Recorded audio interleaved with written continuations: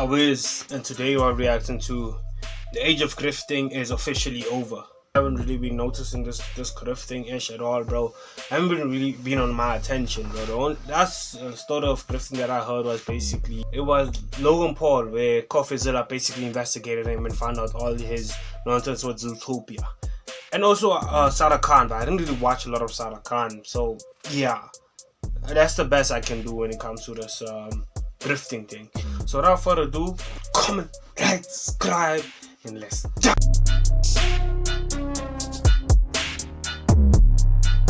What are the top 3 things that people you guide and coach and follow you on social media come to you for and say their number 1 issue is? Well, for men, they do suffer from a lot of infidelity. The women are cheating on the men. This is Sadia Khan, a self-proclaimed licensed psychologist who charges hundreds of dollars an hour for her therapy services. After her podcast clips blew up on every short-form app, she amassed millions of followers and grew to pretty high levels of fame. But then, people started digging.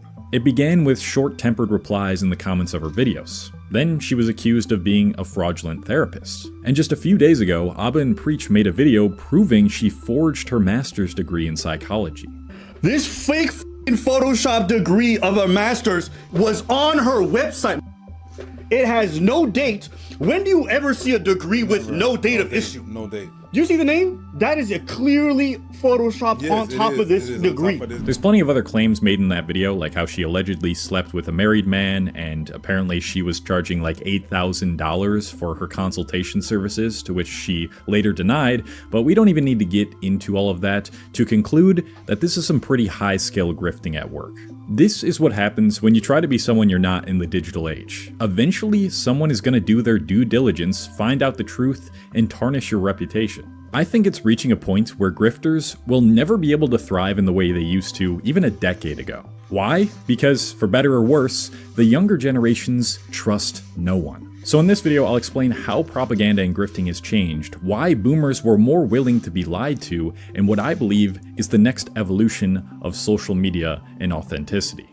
Take a look at this advertisement. Notice how ridiculous it sounds? Around the 1930s, cigarette companies would dress models up in white coats and pose them as a throat doctor. They convinced the general public that cigarettes were making you cough not because they were bad for your health, but because they had too much dust, germs, or not enough menthol in them. Smoke a fresh cigarette and more doctors smoke Camels than any other brand were just some of the many misleading advertisements being displayed back then. Now, obviously, this wasn't a new phenomenon. The term snake oil salesman originated in the 19th century when shady salesmen created their own knockoff tonics out of alcohol, cocaine, and opium and claimed the drink could treat arthritis and soothe sore muscles. And people have been scamming other people with fake products and credentials for centuries, but like the creator of Coca-Cola. Yeah. That nigga was a snake oil. Whatever, bro. what separates even the 1950s from now is simple. It was much more easier to get away with it. The average person had very little sources for inside information and truth during this time. There was the newspaper, the TV, and if you actually went the extra mile, you could pick up books related to something you questioned. Contrast that with today, and while there is a greater potential for information overload, we now have a much greater capacity to form our own opinions without being indoctrinated into some political ideology. Yes, echo chambers are rampant online, but it doesn't take nearly as much effort and searching to discern the nuance and get an objective view on things. For instance, you go to a site like Ground News and you can see that no right-leaning media sources are reporting on an analysis that found nearly 1 million Americans might fall into poverty under Trump's tariffs. If you were only capable of tuning into right-leaning news, you might have completely missed this. Similarly, you can check out all the news sources on the US inflation increase and see how each media outlet is framing it on the left, the right, and the center. In one right-leaning... This is an ad. This is an ad. More significant. I'm always encouraging you guys to become a more free thinker and do the research. They work with 3 independent news.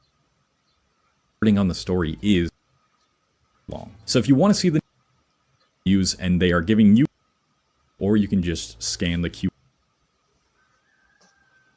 or who you surrounded yourself with the most. And in the case of cigarettes, if your family smoked cigs and the culture saw it as normal, it didn't even matter if it was bad. Everyone was going to keep doing it. This embodies the mindset of the mid to late 20th century American. Not only was it more difficult to see beyond the grifts, but also even if you knew you were being lied to, it didn't matter all that much. Why? Because the system that was lying to you was still giving you a favorable life outcome. The push for suburban life in the 50s and 70s is a great example of this. In the 1950s, developers like William Levitt, often called the king of suburbia, built mass-produced neighborhoods called Levittowns that sold homes with convenience and community at the forefront. Ads for these homes frequently featured smiling, homogeneous families and the promise of a peaceful, prosperous life in the suburbs. The imagery of the happy, idealistic nuclear family with no blemishes was often far from the reality of suburban living, with abusive relationships, urban sprawl, and annoying commutes also being a part of that deal, and the perfect vibes of these ads certainly felt fake. But the people didn't care, because what they got in return, stability and community, was far worth the price of being propagandized. In 1970, the average US home cost approximately 3.5 times the household's yearly income. That means you only had to work an average salary job for 3.5 years to afford a home.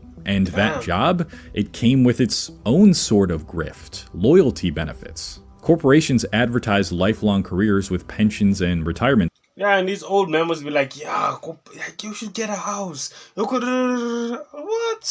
what? Thankfully, no one on my side actually does that, but I really see it a lot on the internet. It's like, what? We can barely afford to eat. It's all about buying a house. Security, and in many cases they actually got it. In other words, even if they knew they were being lied to, the propagandizers were giving the average person enough to shut up, keep their head down, and keep working. And while all this was happening, grifters were making waves left and right, and sometimes they were even getting exposed. Think about the oil companies in the 70s running tearjerker ads about pollution, literally blaming consumers for litter while they kept pumping out plastics. Or drug companies selling Valium as the cure for suburban stress while creating mass addiction. These were lies hidden in plain sight, but the only people really revolting against them were seen as the hippies or the outcasts. Now let's contrast all of this with the world that Gen Z inherited. The average home now costs 5 times the average salary in most cities. As a result, only about 3% of all home buyers are Gen Z. Among 27-year-olds, only 32.6% of Gen Zers owned their home in 2024, compared to 38.4% of Gen Xers and 40.5% of boomers at the same age. Personal debt for Gen Z averages over $94,000, with credit card debt particularly common. And job security? I mean, it barely exists anymore. In 1 minute, you could be replaced because the talent pool is so competitive and it's so easy to apply to thousands of jobs in a day thanks to internet job postings. And now we're being fed the idea that the only way out is to participate in the gig economy of isolation. I'll let this clip of Tim Dillon, which largely inspired the making of this video, explain it better. Wait, you're lying to us and I can't own a house? I can barely have a job? I have to be forced into the gig economy? I get to deliver burritos? And I have to listen to this bullshit? And I have to pretend that this is all real? And I can't afford frozen yogurt with my girlfriend?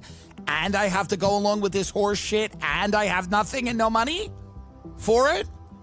If you're doing something, you want to get something out of it. If you are going to delude yourself and believe the bullshit on the news, you have to get a little bit out of it. We're asking people to believe all of this stuff and telling them, and the reward for that, okay, is to deliver a Caesar salad to someone. But taking away the stability and success that was more guaranteed with hard work was just the start. Gen Z lives on this thing which gives you access to any information you want, if you know where to look. Now let's be honest, the internet is heavily regulated at this point. What you can and can't post on social media is determined by these big corporations. But despite that, enough slips through the cracks and gets exposed about the government that Gen Z's trust in any big corporations became rightly destroyed. In fact, the internet is where the younger generations first found out about shareholder primacy, maximizing profits, and the dissolution of the middle class in videos just like this one. And that means nobody can hide. As a result, a 2023 Gallup survey found that few Gen Z ages 12 to 26 trust the news, Congress, the presidency, or big tech, with only 1 in 6 or fewer having a great deal or quite a lot of trust in each. Fewer than 25% trust the Supreme Court or the criminal justice system. Only 19% of youth trust social media companies. As of spring 2024, only 22% of US adults trust the federal government to do the right thing most of the time, one of the lowest levels in decades. The only institutional exception to all of this is something that can be objectively measured and repeated, which is science. Now, I know what you might be thinking. Cole, even though Gen Z has high distrust in big institutions and is often overly skeptical,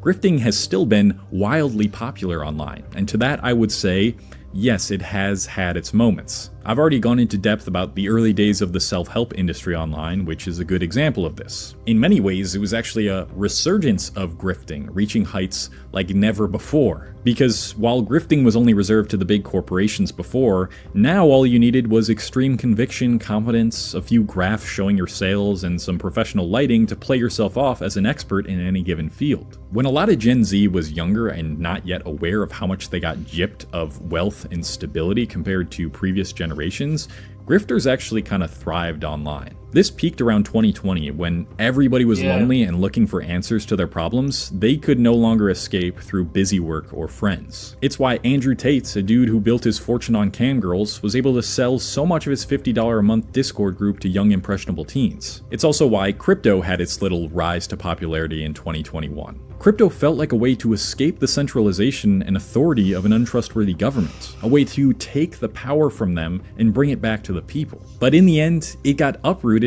by desperate con artists looking to make money by promoting meme coins and quickly rug pulling them after. Logan Paul's CryptoZoo is a great adjacent example of this. If you don't remember or aren't familiar, Logan Paul had planned on making a game called CryptoZoo where you open eggs for very ugly looking mishmashes of animals that were NFTs with real world value in the form of crypto. Millions were invested into these eggs before you could even use them, and even though Logan said dozens of times that the game was coming, even after getting exposed, it never did, and he barely refunded the people who bought into it. Of course, there is some personal responsibility on someone who trusted a cesspool rat like Logan Paul, but there questionably wasn't enough dirt on him yet in order to completely distrust.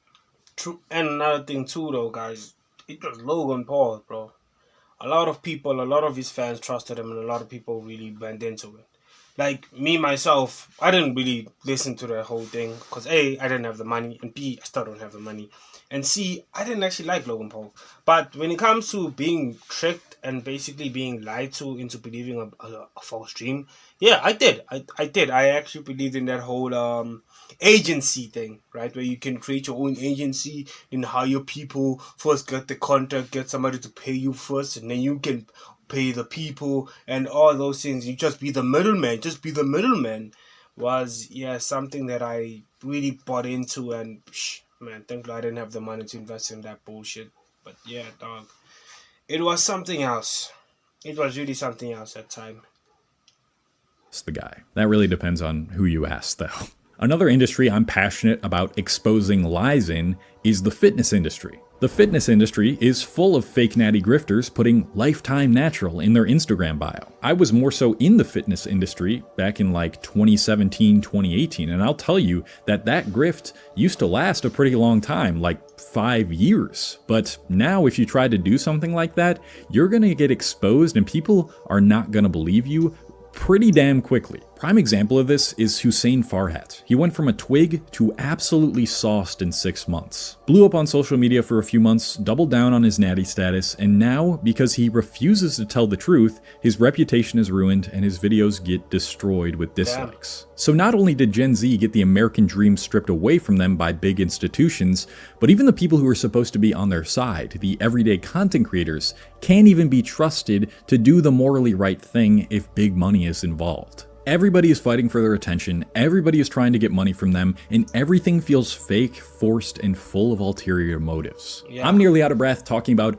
all the bullshit scam grifts online that Gen Z has had to go through, but now even the grifts and the propaganda from big institutions are more dystopian and Orwellian-like. Our president is using AI of himself to threaten war on Chicago, Russia's pumping out AI deepfakes and teaching chatbots to lie, and advertisements are featuring more AI-generated people, voices, and scripts. But here's the good thing that I think comes out of this. They are getting old enough and have been putting up with it long enough to no longer let the show go on. So here's what I think comes next. If big institutions know Gen Z is harder to propagandize, but they also aren't willing to make their living conditions easier, how can they win their trust again? And if traditional advertisements barely work like they used to because they feel threaded with lies and fakeness, how do you get Gen Z to participate in the economy? I know these questions don't matter to most of us, but one question that is tied to those is, how the hell do we all start trusting and cooperating with each other again? Well, the only solution I see is in the death of grifting. I'm gonna let all you marketers in on a little secret, as someone who has studied Gen Z and is Gen Z themselves and understands what they do and don't like. What? We old, baby. I mean, I know we old. I know we old. Oh, I'm more for middle Gen Z. You know what I'm saying? I'm like born 04. I'm an 04 baby. But yeah, dog. You know, sometimes I forget to be old. I forget that. I really do, bro. Damn, I need to really I didn't need to start remembering this, bro. I just think so bright. Hold on. Why is it so bright? Why are you so bright? Oh, snap, now it's off. Oh well, let's carry on. But you can see me, right? If you want to sell something to Gen Z, or if you want to make an impact on them, you can't really lie. Their skepticism and acute senses to bullshit will allow them to see right through it. You have to be authentic and make your advertisement not feel like an advertisement. The best ads I've seen that I haven't immediately scoffed at or skipped are the ones that feel like they're coming from a real person who has genuinely had their life changed by what they're selling or genuinely believes in what they are selling and talking about. These ads don't need fancy lighting or high budgets. In fact, they often work better if they're the opposite of that. If you want to establish trust in a generation that sees roughly 4,000 to 10,000 ads and bullshit media headlines, you have to be real. I so admire our generation's skepticism and ability to sniff out bullshit. If somebody wants to sell something now, or like I said, make a deep impact that is sustainable, they really can't fake what they are selling or what they're trying to say to influence people. Yes, you can still scam gullible, unintelligent people for a little while, but eventually it will come crashing down and burn and bite you in the ass, just like we saw with Sadia Khan. And does that mean grifters are going away forever? Unfortunately not. There will always be people looking to take advantage of other people's insecurities to sell them something that they don't actually need. And once technology reaches its next wave, those people will be sure to take advantage of its novelty and lack of general knowledge surrounding it to scam people. But I don't think it's gonna work the way that it used to.